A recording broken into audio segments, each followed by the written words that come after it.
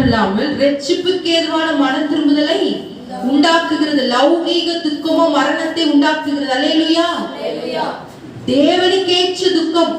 நீங்கள் தேவனுக்காக எதையாவது நான் செய்யணும். இந்த சரீரம் அவர் தந்த ஜீவன், அவர் கொடுத்த வீடு, அவர் கொடுத்த பிள்ளை, அவர் கொடுத்த ஆகாரம், அவர் கொடுத்தது, அவர் கொடுக்கலன்னா நான் இல்லவே இல்லை அப்படின்னு சொல்லி ஓடுகிற உங்களுடைய நிமித்தம், உங்கள் நிமித்தம், உங்க குடும்பம், உங்க பிள்ளைகள் நிமித்தம் கர்த்தர் நிச்சயம் மகிமைப்படுவார். அல்லேலூயா.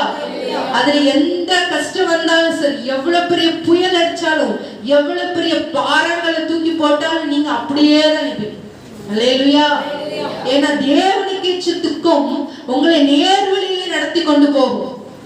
தேவனுக்கு துக்கத்துல எந்த குழப்பமும் இருக்காது. லௌகீக துக்கமோ மரணத்தை பிறப்பிக்கும். அல்லேலூயா. நகோமியோட குடும்பத்துல இதுதான் நடந்திருக்கு.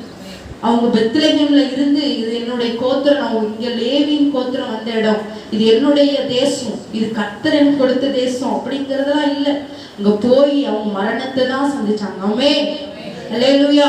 நாளிலும் கூட உங்களுடைய துக்கம் உலகத்தை சார்ந்து இல்லாதபடி லௌகீக துக்கங்கள், கவலைகள், பாரங்கள், கடன் பிரச்சனை எதுவா வேணாலும் இருக்கலாம், எல்லாத்தையும் நீங்க கர்த்தர்கிட்ட போய் வச்சுட்டு, ஏசப்பா உங்களுக்காக நான் என்ன செய்யணும். அல்லேலூயா. இந்த உயிர் இந்த உடல்ல இருக்கும் வரைக்கும் உங்களுடைய சித்தம் நான் இந்த பூமியில நிறைவேற்றணும். அல்லேலூயா. உங்களுக்காக நான் எதையாவது செய்து உங்க சித்தத்தை நிறைவேற்றி நான் மறிக்கணும். அல்லேலூயா. ஏன்னா உங்களுக்கு தேவ சித்தம் நீங்க செய்வீங்களானா, நீங்கள் தேவனுக்கேற்ற துக்கத்தை நீங்க செஞ்சீங்கன்னா உங்களுக்கு மனஸ்தாபத்துக்கு இடமே கிடையாது. அல்லேலூயா. விரக்திக்கு இடமே கிடையாது. ஆமென். நீங்க இந்த கணவரை திருப்திப்படுத்தணும், பிள்ளையை திருப்திப்படுத்தணும், அவங்களுக்கு இதை பண்ணணும், அதை பண்ணணும், நேரம் போது, சொந்த பந்தங்கள், கர்த்தருடைய காரியத்துக்கு முக்கியத்துவம் கொடுக்காத இந்த இதெல்லாம் கர்த்தர் விரும்பவே மாட்டார். அல்லேலூயா. இதெல்லாம் ரொம்ப முக்கியம். நீங்க கணவர் நம்ம எல்லாம் செய்யணும், கடமை இருக்கு, பிள்ளை, ஆனா நீங்க எல்லாம் செய்யணும், ஒழுங்கா இருக்கணும். இந்த விரக்தி வராம அன்பினால நீங்க உங்க குடும்பம் கட்டப்படணும்னா முதலாவது நீங்க என்ன பண்ணணும்? தேவனுக்கேற்ற துக்கம் கொண்டு இருக்க வேண்டும். தேவ சிந்தையிலே நீங்கள் நிரப்பப்பட வேண்டும். அல்லேலூயா. இதெல்லாம் மாறி போய் நீங்க இயேசுவோடு இணைந்திருக்க வேண்டும். அப்பதான் உங்களோட குடும்பம் அந்த மகிமையிலேயே கட்டப்படும். அல்லேலூயா. அந்த 11வது வசனத்தை பாருங்கள். நீங்கள் தேவனுக்கேற்ற துக்கம் அடைந்ததுண்டே, அது உங்களிடத்தில் எவ்வளவு ஜாக்கிரதையும், குற்றம் தீர எவ்வளவு நியாயம் சொல்லுதலையும், எவ்வளவு வெறுப்பையும், எவ்வளவு பயத்தையும், எவ்வளவு ஆவலையும், எவ்வளவு பக்தி வைராக்கியத்தையும், எவ்வளவு கண்டிப்பையும் உண்டாகிச்சு. இந்த காரியத்திலே நீங்கள் எல்லா விதத்திலும் உங்களை சுத்தவான்கள் என்று விளக்கம் பண்ணினீர்கள். அல்லேலூயா. இது என்ன சொல்லப்பட்டிருக்கு? நீங்க தேவனுக்கேற்ற துக்கம் இருந்தனால உங்களை சீர் பண்ணி இருக்கிறது. ஆமென். உங்களை கரெக்டான வழியில, உங்களை கரெக்டா நேர் வழியாக உங்களை கொண்டு வந்திருக்கிறது. ஆமென். உலகத்தின் கவலைகள் இருந்து வெளியே வரணும். அப்பதான் இந்த பயம் நம்மளை விட்டு நீங்க. அல்லேலூயா. அதெல்லாம் இந்த துக்கம், கவலை, இழப்பு, வேதனை, கண்ணீர், ஐயோ என்ன நடக்குமோங்கிறதெல்லாம் இருந்து வெளியே வரும்போது இந்த பயம் நீங்கி போகும். அல்லேலூயா. அல்லேலூயா. கர்த்தர் சொல்லுகிறார், நீங்கள் என்னதான் இருக்கீங்க? அவரோட கையில ராஜமுடியா இருக்கீங்க. கர்த்தர் உங்களை உள்ளங்கையில வரைந்திருக்கும் போது நீங்களே ஒரு கணக்கை வரைஞ்சு நீங்க வாட்டில ஓடாதீங்க. ஆமென். கர்த்தருடைய சித்தத்திற்கு, அவரோட சத்தத்துக்கு செவி கொடுத்து அந்த வழியில ஓடும்போது மாத்திரம்தான் நம்ம என்ன பண்ண முடியும்? கர்த்தருடைய பிள்ளைகளாய் வாழ முடியும். ஆமென். அது மாத்திரமல்ல, மத்தேயு 12:50 சொல்லப்பட்டிருக்கு, பரலோகத்தில் இருக்கிற பிதாவின் சித்தத்தின்படி செய்கிறவன் எவனோ அவனே எனக்கு சகோதரனும் சகோதரியும் தாயுமாய். அல்லேலூயா. அல்லேலூயா. எல்லாரும் சொல்லுங்க அல்லேலூயா.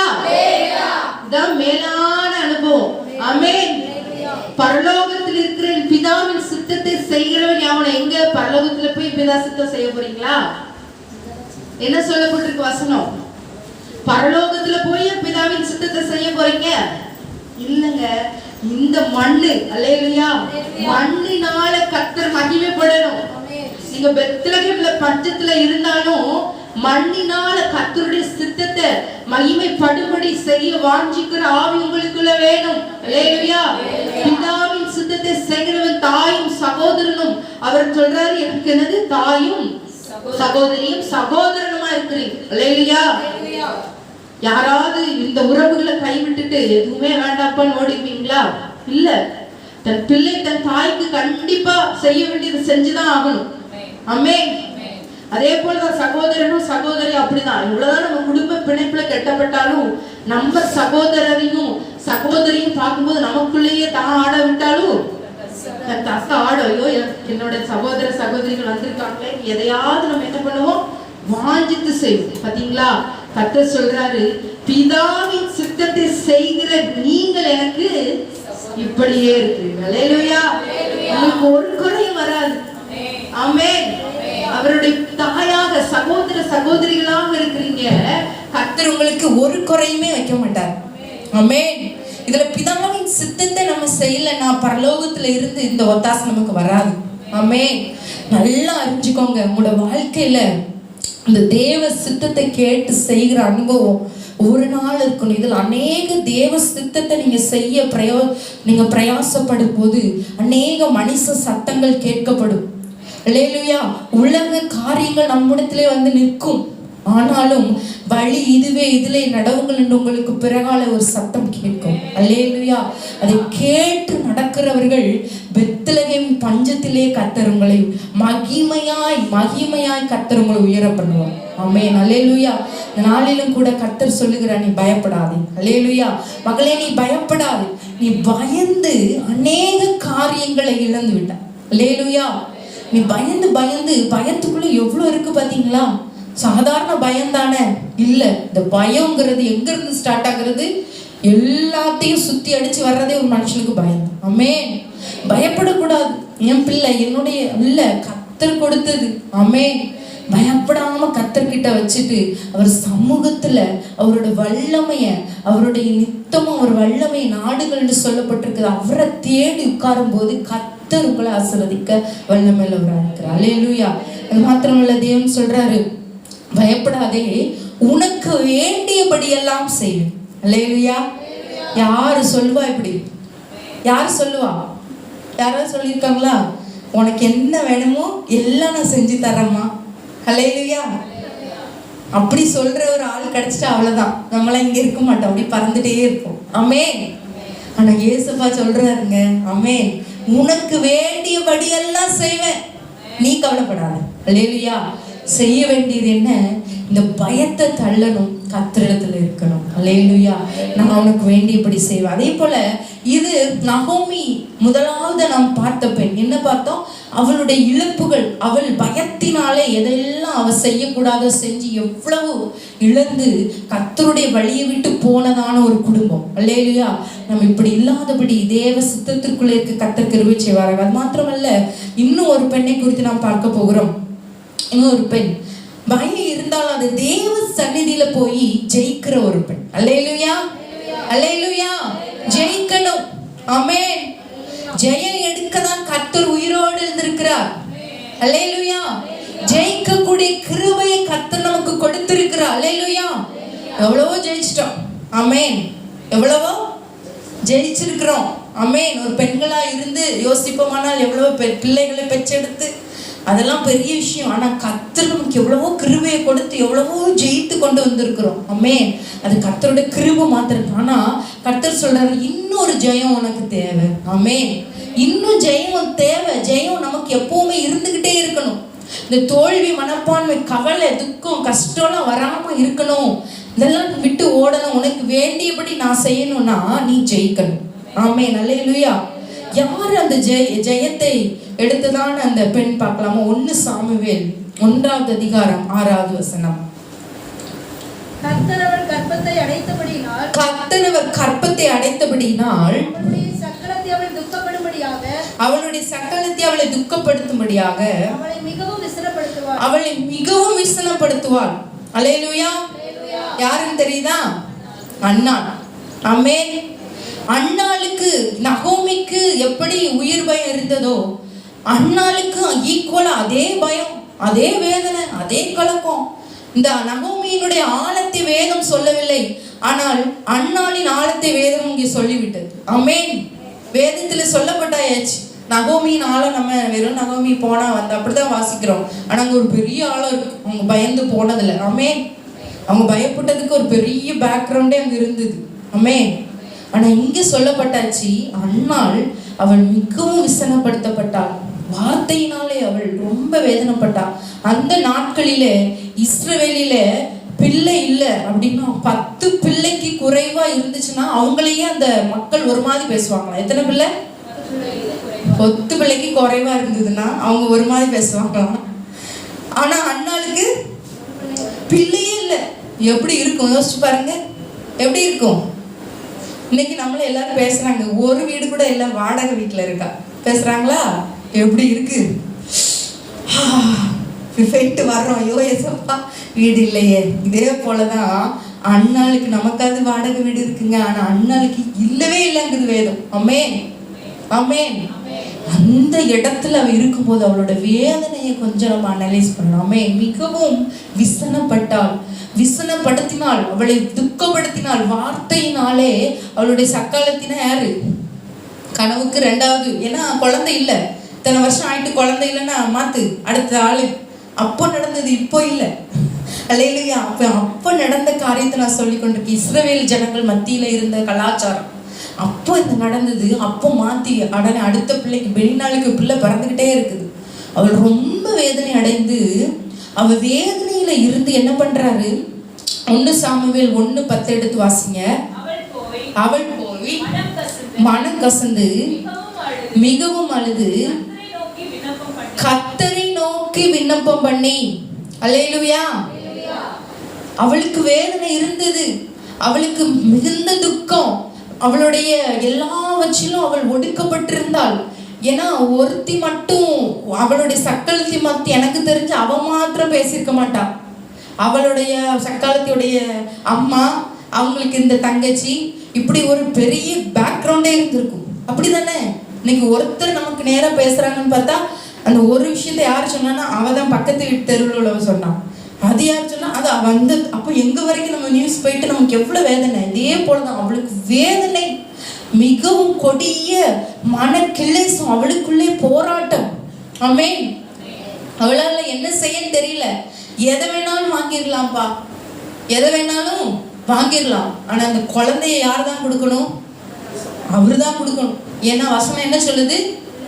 கற்பத்தின் கனி கர்த்தரால் வரும் சுதந்திரம். இது அவளால வாங்க முடியாது. இப்போ இவளுக்கு எவ்வளோ கஷ்டம். இயேசுவே கற்பத்தை எப்படி அடைச்சிருக்கீங்களேன்னு கேட்கல. அல்லேலூயா. அவளுக்கு தெரியாது கர்த்தர் அடைச்சாருன்னா, அவர்கிட்ட தான் வந்து உரிமை இருக்குன்னு தெரியும். அவ போய் ஆனாலும் என்ன பண்ணுவாளாம், வருஷம் அந்த ஆலயத்துக்கு போயிடுவாங்களாம் அவங்க பண்டிகை கொண்டாடுறதுக்கு. அங்க போய் என்ன பண்ணா, மனக்கசந்து அழுது கர்த்தரை நோக்கி விண்ணப்பம் பண்ணினாள். அல்லேலூயா.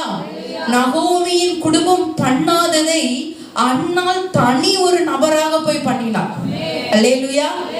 நகோமி குடும்பம் பண்ணல, அங்க 3 ஆண்களே போய்விட்டாங்க. ஆனா அன்னாள் தனி ஒரு பெண்ணாக போய் அவ பண்டிகை கொண்டாட அங்க போகிற இடத்துல போய் ஆலயத்தை தேடி அங்கே அமர்ந்து மனக்கசந்து அழுகிறாள். அல்லேலூயா. தன்னுடைய கவலை, தன்னுடைய விரக்தி, தனக்குள்ள இருந்த அத்தே எல்லாமே இந்த அன்னாளுக்குள்ள இருந்தது. ஆமென். பிள்ளை இல்லைன்னு பயங்கர பயம் வந்திருக்கும். ஏன்னா இந்த உலகம் ரொம்ப பேசும். எவ்வளவு வேதனை மத்தியில போய் உட்கார்ந்து மிகவும் மனம் கசந்து அழுது விண்ணப்பம் பண்ணுகிறார். ஆமென். அல்லேலூயா. அழுகிறதான கிருபை வேணும். கர்த்தரிடத்துல போய் விண்ணப்பம் பண்ணுகிற கிருபை வேணும். எங்க ஆலயத்துக்குள்ள நீங்க வரணும். ஆமென். ஆலயம் உங்களுக்கு என்னது? ஒரு தாய் வீடு. அல்லேலூயா. அதுதான் ஒர்க் ஷாப், உங்களை அழகுபடுத்துற இடம், உங்களை உங்க ஸ்பேர்ஸ் எல்லாம் கலத்தி சரி பண்ற இடம் என்னதுதான்? ஆலயம். இந்த ஆலயம் நல்ல ஒரு இடம் உங்களுக்கு ஆண்டவர் கொடுத்துருக்கிறார். நான் தேவனை மகிமைப்படுத்துகிறேன். ஆமென். எங்களுக்கு இன்னும் இடம் வாங்கப்படல. நாங்கள் ஒரு வாடகை வீட்டில் இருக்கிறோம். சண்டே மட்டும்தான் எங்கள் சர்ச்சுக்குள்ளே போக முடியும். மற்ற நேரங்களில் நாங்கள் பாஸ்டர் மட்டும் போய் ஜெபம் பண்ணிட்டு வருவாங்க. நாங்கள் எல்லாரும் எந்த மீட்டிங் இப்படிலாம் வைக்க முடியாது. ஏன்னா எல்லாரும் வருவாங்க, பாத்ரூம் யூஸ் பண்ண, இப்படி நிறைய ரூல்ஸ் இருக்குது, நிறைய ரெகுலர். எங்களுக்கு நிறைய இறுக்கமான நிலைமை. ஜெபிக்க எங்களுக்கு இடம் இல்லை, கண்ணீர் வடிக்க எங்களுக்கு ஆலயம் இல்லை. ஆனால் உங்களுக்கு கர்த்தர் இந்த இடத்தை கொடுத்துருக்குறார். அல்லேலூயா. நீங்கள் யூஸ் பண்ணணும் இனிமேல். ஆமென். நீங்கள் ஆலயத்துக்குள்ளே வரணும். எவ்வளவு வேதனை துக்கம் எவ்வளவு இருந்தாலும் நீங்க உலகத்தின் கவலை அல்ல, தேவனுக்கேற்ற துக்கத்தை நீங்கள் சுமக்கும்படியாக தேவன் உங்களை சுமக்கும்படியாக நீங்க மனம் கசந்து விண்ணப்பம் பண்ணி அந்த விண்ணப்பத்தை கேட்கிற இடம் எங்கதான்? ஆலயம். உங்க ஆலயத்துக்குள்ள நீங்க வரணும். எப்பவும் இந்த ஆலயத்துக்குள்ள வாங்க, வந்து முழங்கால் படிட்டு ஜெபம் பண்ணுங்க. உங்களோட என்ன பிரச்சனை, யாருடைய பிரச்சனையா வேணாலும் இருக்கட்டும், இங்க வந்து நீங்க என்ன பண்ணணும்? ஜெபம் பண்ணணும். அல்லேலூயா. இந்த ஆலயத்துக்குள்ள போய் அவள் ஜெபம் பண்ணினால் கர்த்தர் என்ன பண்ணாரு? அவளுடைய சத்தத்தை கேட்டார். அல்லேலூயா. அடுத்த வசனம் எல்லாரும் பாருங்க. சேனைகளின் கர்த்தாவே, தேவரே உம்முடைய அடியாளின் சிறுமையை கண்ணோக்கி பார்த்து உம்முடைய அடியாளை மறவாமல் நினைத்தருளி உமது அடியாளுக்கு ஒரு ஆண் பிள்ளை கொடுத்தால் அவன் உயிரோடு இருக்கும் நாள் மட்டும் நான் அவனை கர்த்தருக்கு ஒப்பு கொடுப்பேன். அவன் தலையில் சவகரன் கத்தி படுவதில்லை என்று ஒரு பொருத்தனை பண்ணினான். அல்லேலூயா. அவ சொல்றா, எனக்கு நீங்க இதை செஞ்சீங்கன்னா நான் அதை உங்களுக்கு கொடுக்குறேன். ஆமென். அல்லேலூயா. இன்னைக்கு நம்ம நிறைய இப்படிதானே என்ன பண்றோம்? நீங்க செய்யுங்க, நான் அதுக்கப்புறம் சர்ச்சுக்கு வரேன் சொல்றோமா? ஏசப்பா எனக்கு இதை செய்யணும் பாஸ்டர், நான் இதை அள்ளி அள்ளி தாரேன்.